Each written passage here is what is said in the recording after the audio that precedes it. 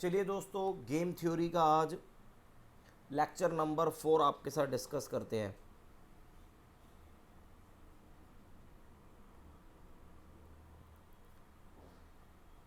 Game theory का lecture number 4 आज हम आपके साथ डिस्कस करते हैं।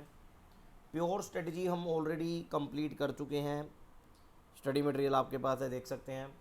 देन अब उसके बाद मिक्स्ड स्ट्रेटजी का सॉल्यूशन हमने देखना है। Solution of mixed strategy. और कोई भी स्ट्रेटजी मिक्स्ड कब होगी, तो उसके लिए आपको बिल्कुल यही जानना है कि अगर सैडल पॉइंट मैट्रिक्स में एग्जिस्ट नहीं कर रहा है, या आप ये कह सकते हैं मैक्सिमिन और मिनीमैक्स इक्वल नहीं है, तो वो एक स्ट्रेटजी मिक्स स्ट्रेटजी होगी। अब इस मिक्स्ड स्ट्रेटजी के लिए क्या सॉल्यूशन है वो अब देख लेते हैं। हम ये कह सकते हैं जो सैडल पॉइंट है, saddle point does not exist.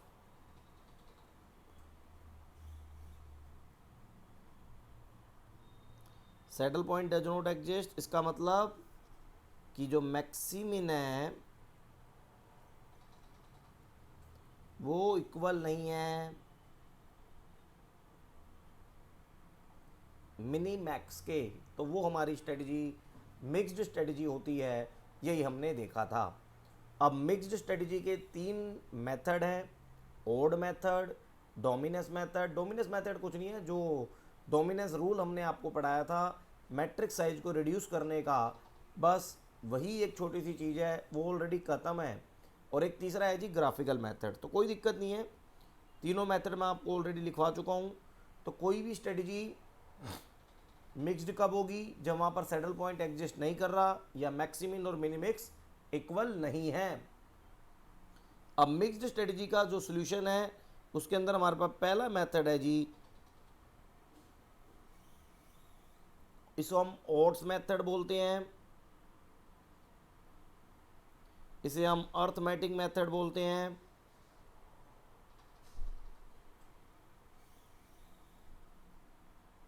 या मैट्रिक्स मेथड बोलते हैं। तो एक ही बात है जी। अब ये सबसे पहली बात आपको ये समझनी है कि जो ये ओड मेथड है ये क्या कहता है, बात की बात है, लेकिन सबसे पहली बात ये आपको ये समझनी है कि जो ये ओड मेथड है ये केवल और केवल आपको सॉल्यूशन प्रोवाइड करेगा 2x2 मैट्रिक्स साइजों का, दैट इज ए, जिसमें 2 रो होंगे 2 कॉलम होंगे। Applicable only on 2x2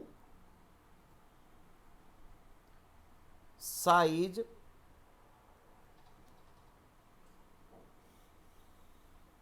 matrix order. Simple सी बात है, ये 2x2 मैट्रिक्स के ऊपर अप्लाई होता है। अर्थमेटिक बोलो या ओड मेथड बोलो, 2x2 में मतलब 2x2 का मतलब जहाँ पर 2 रो एंड 2 कॉलम होंगे भाई, इस तरीके की मैट्रिक्स होगी।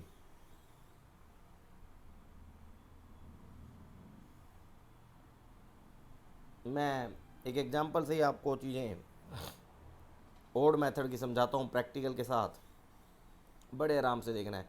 1 5 4 2, 1 है, 5 है, 4 है, 2 है। मैंने एक एग्जांपल यहाँ पर ऐसे ही लिख लिया, 1 5 4 2। आपको ये हमेशा ध्यान रखना है कि भैया इधर ए हमेशा मैक्सिमाइजिंग प्लेयर होगा, ये हमेशा मिनिमाइजिंग प्लेयर होगा। ये इसकी स्ट्रेटजी है A1 A2, ये इसकी स्ट्रेटजी है B1 एंड B2 भाई। तो ऐसी सिचुएशन हमारे पास आई, B1 B2 A1 A2 1 5 4 2। पहले तो देखो कोई भी स्ट्रेटजी मिक्स्ड है या प्योर, ये आपको देखना होगा। अगर सैडल पॉइंट एग्जिस्ट कर रहा है तो ये मेथड की ज़रूरत ही नहीं है। तो वो आप कैसे करते हैं, हम पहले मैक्सिमिन निकालते हैं और फिर मिनी मैक्स निकालते हैं। मैक्सिमिन का मतलब मिनिमम रो में से यहाँ पर आ जाएगा 1, यहाँ पर आ जाएगा 2, फिर उस मिनिमम का मैक्सिमम, तो दिस इज द मैक्सिमिन। ये हम ऑलरेडी सीख चुके हैं। कॉलम में मिनी मैक्स निकालते हैं, तो पहले मैक्स 4, 5, फिर उसका लोअर, ये आपका कहलाएगा मिनी मैक्स। तो एक 2 है, एक 4 है, तो हम कह सकते हैं कि भाई जो मैक्सिमिन है वो not equal to mini max. तो maximin not equal to mini max, तो therefore saddle point does not exist.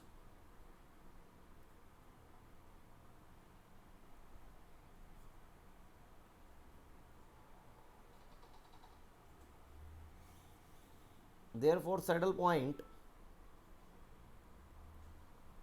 does not exist. Therefore saddle point does not exist। और जब सैडल पॉइंट एग्जिस्ट नहीं करता तो वो एक मिक्स्ड स्ट्रेटजी होगी। वहाँ पर फिर ओड मेथड, डोमिनेंस मेथड और ग्राफिकल मेथड की बात की जाएगी। तो हम पहला मेथड आपको पढ़ाते हैं ओड मेथड, क्योंकि इसका सैडल पॉइंट और प्योर स्ट्रेटजी से आंसर नहीं आया। तो ये एक है, दोबारा एक बार मैट्रिक्स लिख रहा हूँ मैं, 1 5 4 2, 5 4 2, ठीक है। बड़े ध्यान से, यहाँ पर प्लेयर ए है, यस, यहाँ पर बी है। इसकी अपनी अपनी स्ट्रेटजी है। इसकी B1 है, इसकी B2 है, इसकी A1 स्ट्रेटजी है, A2 स्ट्रेटजी है। अब ये जो रो और कॉलम है 2 × 2, इससे जो सेल बन के आते हैं, जैसे ये अगर मैं बात करूँ तो ये C11 है। C11 का मतलब जो पहली रो और पहले कॉलम से बना है। ये C12 है, पहली रो दूसरे कॉलम से बना है। ये C21 है, दूसरी रो पहले कॉलम, और ये C22 है भाई। एक तरीके से सेल मैंने आपको बता दिया। अब ये ओड मेथड सॉल्यूशन कैसे निकालता है, देखो प्योर स्ट्रेटजी का मतलब एक स्ट्रेटजी है, 100% वही यूज होगी, 100% उसकी प्रोबेबिलिटी वही है। लेकिन मिक्स्ड स्ट्रेटजी के अंदर कौन सी स्ट्रेटजी यूज करें ये अभी क्लियर नहीं है। तो वहाँ पर हम प्रोबेबिलिटी का यूज करके कि भैया इतने % चांस है कि ये वाली स्ट्रेटजी यूज करेंगे, इतने % चांस है ये वाली स्ट्रेटजी यूज करेंगे, देन हम अपना फाइनल आंसर फाइंड आउट करेंगे under mixed strategy by using odd method. ठीक है जी। तो ये एक स्ट्रेटजी हमारे पास आ गई, ये पूरी की पूरी मैंने आपको C11 ये सब बता दिया। अब ये होगा क्या ओड मेथड में, तो पहली बात ये है under odd method, under odd method we find out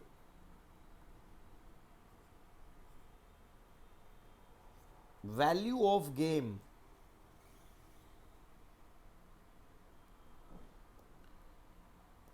under odd method we find out value of game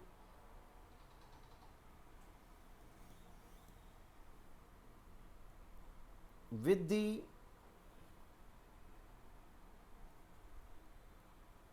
help of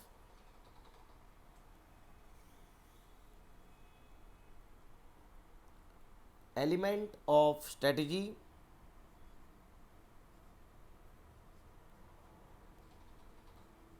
with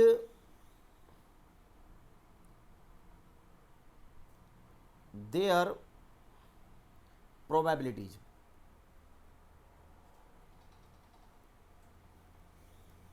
अब ये प्रोबेबिलिटीज आपको फाइंड आउट करनी होगी, ये दे नहीं रखी होगी, आपको फाइंड आउट करनी होगी विद देयर प्रोबेबिलिटीज। तो ये सारा काम कैसे होगा, प्रोबेबिलिटी कैसे निकलेगी वो हम देखेंगे। तो सबसे पहले स्टेप 1, स्टेप 1 में आप क्या करेंगे, आप ओड मेथड के अंदर रो एंड कॉलम के ओड फाइंड आउट करेंगे, डिफरेंसेज। देखो, दो से ज़्यादा रो नहीं होंगी, दो से ज़्यादा कॉलम नहीं होंगी, पहले ये बात क्लियर है। तो सबसे पहले फाइंड आउट ओड। ओड का मतलब है डिफरेंसेज।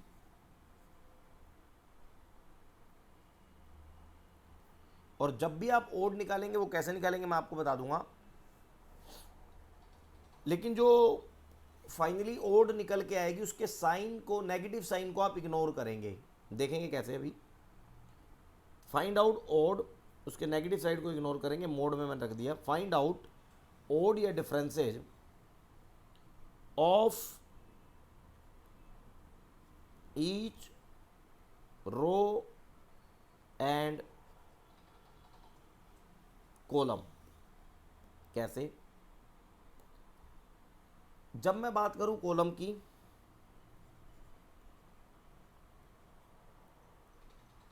और पहले रो देख ले, तो रो के अंदर जो सेल हैं वो है C11 और C12 पहली रो में।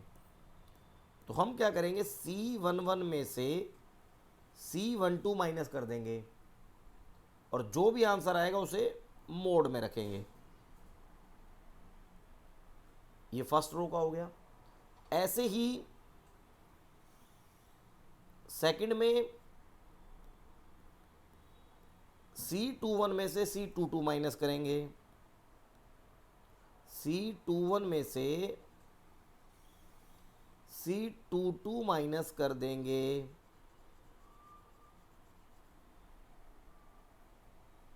इस तरीके से।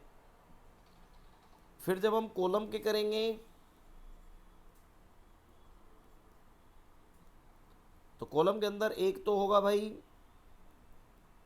फर्स्ट वाले का, ये फर्स्ट वाले का है, ये सेकंड वाले का है। ऐसे ही जब फर्स्ट वाले का होगा कॉलम में, तो हम C11 में से C21 माइनस करेंगे,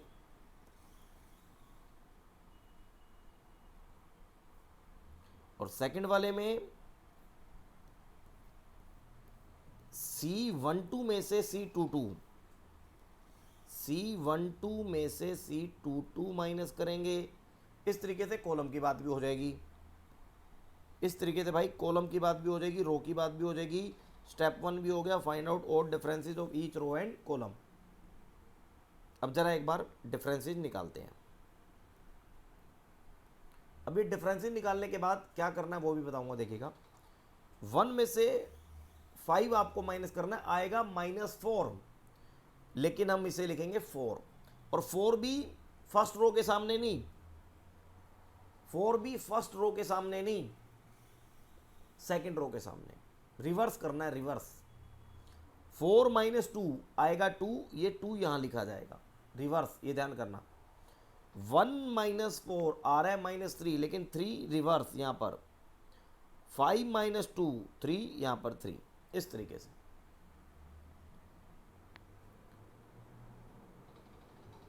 तो ओड मेथड के अंदर हम क्या करेंगे, ओड फाइंड आउट करेंगे। ओड, ये देखिएगा, इसने C11 को A1 रखा, A2 रखा, तो A1 - A2 यहाँ पर लिखना है। अपनी बुक में देखिए, B1 - B2 ऊपर लिखा, A2 - B2 यहाँ पर, और A1 - B1 यहाँ पर। ठीक है, रिवर्स कर दिया, ये रिवर्स मैंने आपको समझा दिया। अब जब ये सारी फिगर आ जाती हैं, रिवर्स वाली बात ध्यान करना, find out odd and differences of each row and column, and ये लिख लीजिए यहां पर एक बात, एंड प्लेस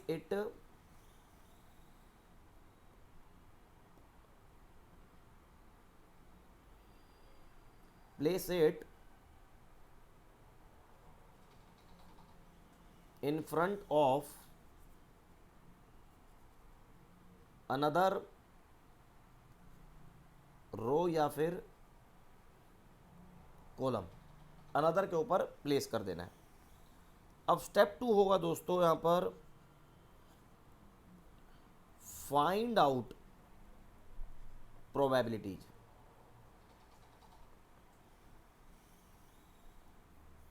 अब जब ये प्रोबेबिलिटीज फाइंड आउट होगी तो ध्यान से देखना, और अगर मैं यहां पर दिखाऊं तो ये 2 क्या है, ये 2 है C21 माइनस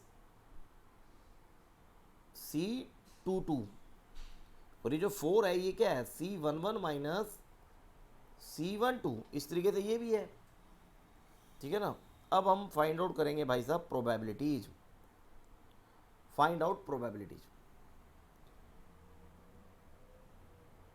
Px1 Py1, हमारा यहाँ प्लेयर ए था तो हम ए रख लेंगे, और यहाँ पर हमारा बी प्लेयर था तो वाई की जगह हम बी रख लेंगे, सिंपल सी बात है। लेकिन अब ये प्रोबेबिलिटी निकलेगी कैसे, ये आपको बड़े ध्यान से देखनी है। Px1 जब ये निकाल रहा है, फर्स्ट रो की प्रोबेबिलिटी जब आप निकाल रहे हैं तो रिवर्स होंगी चीज़ें, रिवर्स, ये थोड़ा सा ध्यान देने की जरूरत है। यहाँ पर हम यहाँ पर लिखेंगे जैसे कि P A1 का मतलब स्ट्रेटजी 1 की प्रोबेबिलिटी, A1 की प्रोबेबिलिटी प्लेयर ए के लिए। रिवर्स जाना है, रिवर्स क्या है B1 माइनस B2, जो सेकंड वाला डिफरेंसेज है वो ऊपर लिखा हमने उस रो के लिए। तो B1 माइनस B2 का मतलब है हमारे इसमें, हमारे अकॉर्डिंग B1 माइनस B2 का ये मतलब है, ये देखिए C21 माइनस C22, ऐसे भी कर लीजिए, C21 minus column cell 21 minus C22। तो इस तरीके से C21, बाकी फिगर से बहुत जल्दी आ जाएगा, ये फॉर्मूले के ऊपर ध्यान देने की जरूरत नहीं है, अभी देखो फिगर से समझाऊंगा। C21 minus C22 divide by दोनों की दोनों वैल्यू, दोनों की दोनों वैल्यू क्या है C डिवाइड बाय दोनों value, this minus this, C21 minus C22, C21 minus C22 plus, और ये पॉजिटिव तो वो आपको पता ही है, C11 minus C12, C11 minus C12। और फिगर के अकॉर्डिंग बताऊं, फिगर के अकॉर्डिंग सिंपल, पहली रो में जो भी ये फिगर निकल के आई, पहली रो में जो भी फिगर के अकॉर्डिंग समझो, जब आप इस रो की प्रोबेबिलिटी निकाल रहे हैं तो 4 वैल्यू ऊपर रखेंगे, 4 वैल्यू ऊपर रखेंगे और दोनों वैल्यू नीचे रखेंगे। जैसे ये देखिए, ये 4 मैंने यहां पर रखा और 4 प्लस 2 यहां पर रखना है, तो ये आ गया 4/6। ऐसे ही जब आप PA2 निकालेंगे, PA2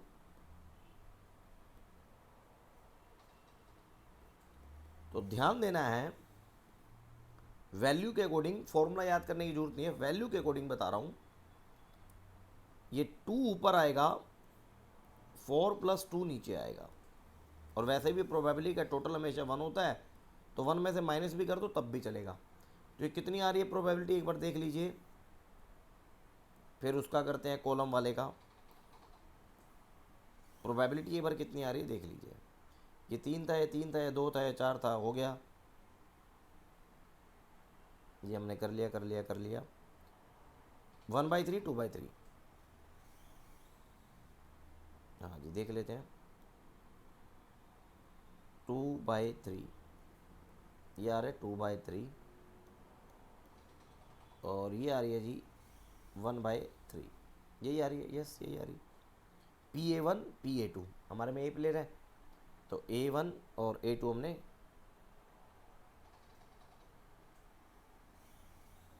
PA1 B1 minus B2, ये देख लीजिए क्या आ रहा है 2/6, रुक जाइए रुक जाइए रुक जाइए रुक जाइए, ऊपर हमने क्या लिखा था यहाँ पर, 2 है ना।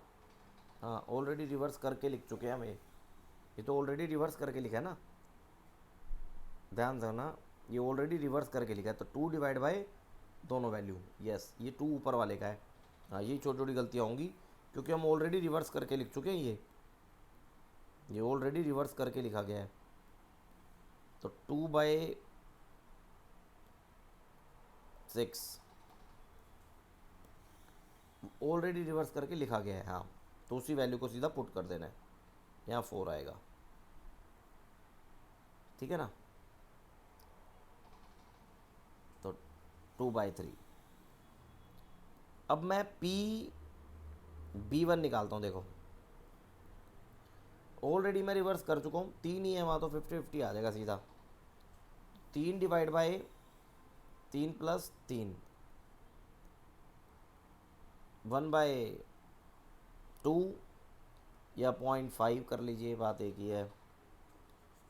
PB2 भी यही आएगा क्योंकि 3 है ना दोनों वैल्यू, ये भी 0.5 आएगा, इसके अंदर भी कोई दिक्कत नहीं क्योंकि हम ऑलरेडी रिवर्स कर चुके हैं। तो रिवर्स करके लिखना है और सेम उसकी प्रोबेबिलिटी फाइंड आउट कर लेनी है। 1/2 यही आया है, बिल्कुल सही है। अब इन सारी प्रोबेबिलिटी को निकालने के बाद एक लास्ट चीज़ निकल के आती है स्टेप 3 में,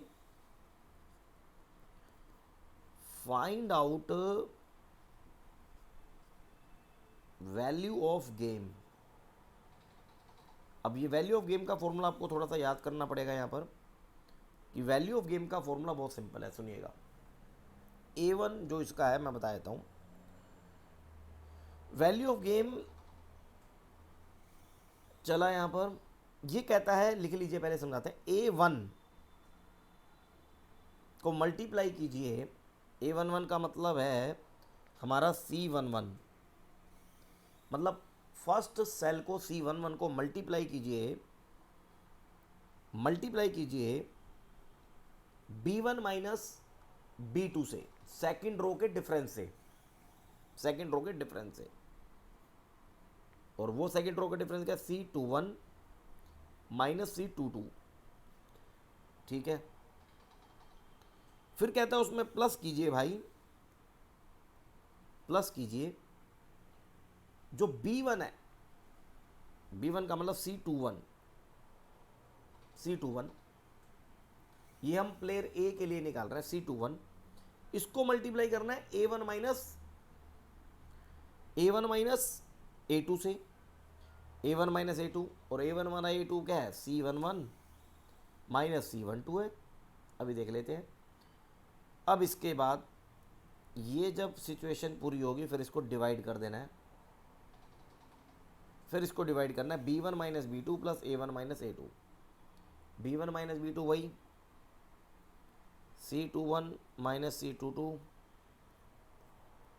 प्लस C21 माइनस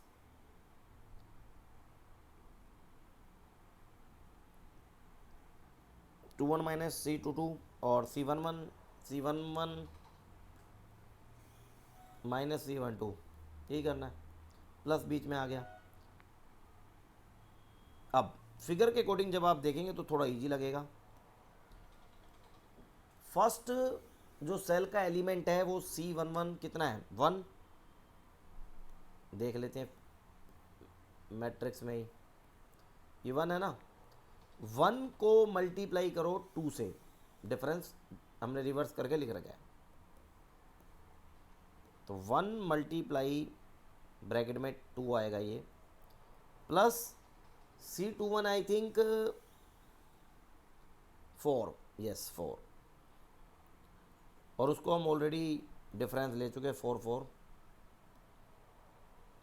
ये ऐसे हो गया, डिवाइड बाय C21 माइनस 22, ये वही डिफरेंस ही हैं, एक डिफरेंस था 2, एक था 4, तो ये हो जाएगा 2 प्लस 16 डिवाइड बाय 6, तो ये आ गया 18/6, 18/6 डिवाइड मतलब कि 3, तो हमारी वैल्यू ऑफ गेम आ गई 3। So A choose his strategy A1 A2 with probability 1/3 2/3, B choose his strategy B1 and B2 with probability 1/2 और 1/2, और वैल्यू ऑफ गेम आ गया 3। अब ये लाइन थोड़ा समझो, वैल्यू ऑफ गेम का फॉर्मूला तो आपने लिख लिया, स्ट्रेटजी दो ही है A1 A2, अब कौन सी यूज करेंगे ये 100% क्लियर नहीं है, तो हमने प्रोबेबिलिटी दे दी कि भैया A1 A2 तेरी प्रोबेबिलिटी, B1 B2 तेरी प्रोबेबिलिटी 50-50, और ये, और देन वैल्यू ऑफ गेम 3। तो ये जो दो स्ट्रेटजी है A1 A2, भाई एक ही दो स्ट्रेटजी है, लेकिन मैं कौन सी यूज करूंगा क्लियर नहीं है, तो मैंने प्रोबेबिलिटी दे दी कि भैया A1 की प्रोबेबिलिटी इतनी, A2 की प्रोबेबिलिटी इतनी, B1 B2 की भी ऐसे। अब मैं आपको इन सारी चीज़ का एक बार शॉर्ट में बताता हूँ, कुछ नहीं करना, कुछ नहीं करना। ये देखो, ये 1, ये 5, ये 4, ये 2, सीधा डिफरेंस निकालो। ध्यान रखना, दिस माइनस दिस, 1 - 5, ये यहाँ 4 लिख दिया, 4 2 ये लिख दिया, 1 4 3 यहाँ लिख दिया, 5 2 3 यहाँ लिख दिया। इसके बाद probability simple, probability simple, PA1 सीधा 2 divide by 2 + 4, PA2 4 divide by 2 + 4, PB1 चार प्रोबेबिलिटी हमेशा निकलेंगी, 3 divide by 3 + 3, PB2 same 3 divide by 3 + 3। Then उसके बाद सीधा value of game, value of game के लिए this multiply by this, this multiply by this, divide by 2 + 4, nothing else, और वही आपकी वैल्यू ऑफ गेम आ जाएगी। इस तरीके से आपकी चीज़ें आगे चलेंगी। अब एक छोटी सी बात और बताता हूँ, थोड़ा कन्फ्यूजन ना करें आप, एक छोटा सा बात बताता हूँ, ओड निकालना एक और सिचुएशन में। देखिएगा, मान लो यहाँ पर -2 है, ये 6 है, ये 7 है, ये 5 है, अब एक -2 है। अब यहाँ पे ओड कैसे निकलेगी? ये है -2, ये है 6, दिस माइनस दिस करके ओड निकलती है। तो यहाँ पर जो माइनस का साइन है वो तो लेना ही लेना। जैसे अगर मैं ओड निकालूं रो के, तो ये होगा -2 -6, तो ये आ जाएगा -8, लेकिन हम साइन को इग्नोर मार के यहाँ पर 8 लिख देंगे। अब फॉर एग्जांपल मान लेते हैं यहाँ पर होता -3, ठीक है, तो इसका कैसे निकलता मैं देखो, ये तो एक निकल गया, अब दूसरा भी देखो, 7 - 3, तो -7 + 3 10, तो इस तरीके से पॉजिटिव साइन है, तो टेंशन लेने की जरूरत नहीं है, 10 नहीं आता। ऐसे ही कॉलम के ऐसे ही, मतलब फाइनल फिगर पे नेगेटिव साइन इग्नोर करना है, फाइनल फिगर पे नेगेटिव साइन इग्नोर करना है। और ये ओड मेथड केवल और केवल 2 × 2 की मैट्रिक्स पे अप्लाई होगा और किसी पे अप्लाई भी नहीं होगा। तो ये थोड़ा सा आपको देखना है। देन उसके बाद डोमिनेंस मेथड आएगा, देन डोमिनेंस मेथड के बाद एक ग्राफिकल मेथड आएगा, फिर ये चैप्टर आपका फिनिश हो जाएगा। बस 2 आधे घंटे के लेक्चर हो रहेंगे दोस्तों।